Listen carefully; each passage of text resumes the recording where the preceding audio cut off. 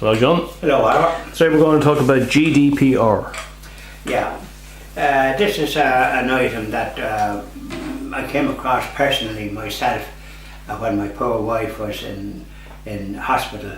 Not in hospital, but she was being treated for cancer, which she died from, breast cancer. And we were attending St. Luke's Hospital, staying in Rathgar, but there's another St. Luke's Hospital on the north side in the grounds of the Beaumont Hospital.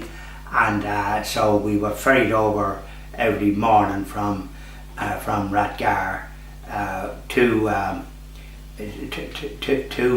Beaumont, and it was a very difficult journey for Julie because the driver drove at some speed in the bus lane, and she was suffering from sore ribs, and so it was very uncomfortable for her.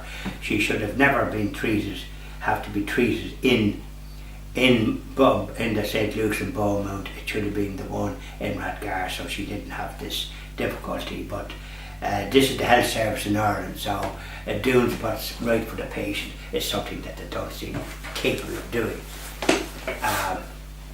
Now, the GDPR, or GDPR, whatever it's called. GDRP? GDRP. She had a blood test. No, before I wanted that, this is an article in the Irish Times by Carolyn Lillington about GDPR. I read that article, and as I read it, did you ever read an article that there is Y's at the end of it as when you started it? She yaps about Facebook, which has damn all to do with it, but she includes that. But the upshot of it is that it was an EU directive orchestrated by one of their commissioners. He was one called EU Commissioner for Justice, Viviane Reding, whom the Observer refers to rightly as GDPR leading inverted commas architect. The one-stop shop appealed to all companies because until then they struggled to comply at significant cost with separate legal jurisdictions in every EU country. Now, I don't know what she's yapping about there, but it's over-exaggerated. The thing is that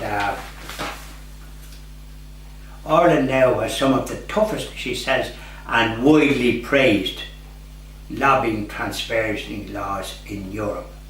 However, these came into effect after the activities disclosed in the Irish and British Facebook stories. She's yapping about Facebook.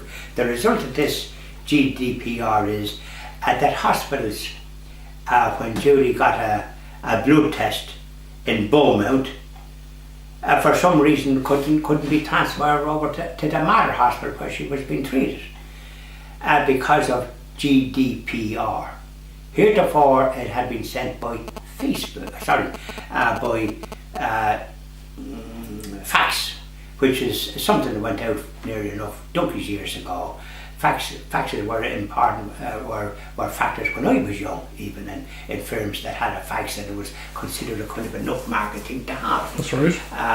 But they lost their use, but the hospitals are still using them.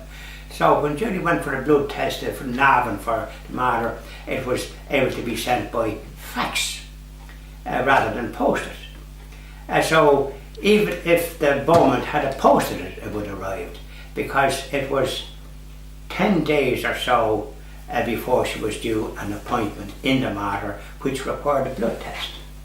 I myself made strenuous efforts to try and make sure that happened without success. I got into trouble for my efforts to try and help this blood test to go, which I shouldn't have to. It should automatically go by internet. Yes. Which they do in the north, and they do it probably in most other countries except this country. and it's down to GBTR or G whatever.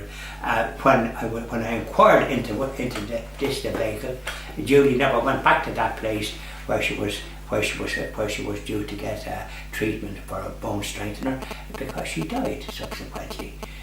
So that's negligence in my book, and so that GDPR is not a good situation and inflicted on this country by the EU. And many more draconian laws have been inflicted to the detriment of people that might be requiring medical treatment and who have blood tests. What sort of a nonsensical thing is it that has done that?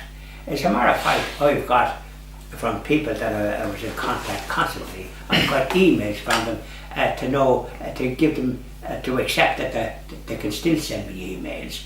That's the result of GDPR, which, as far as I'm concerned, is a disincentive for business. But of course, the lack of understanding of business by the media and the government means that nobody is addressing this issue. Absolutely. Thank you very much, John. Thank you very much, Oliver.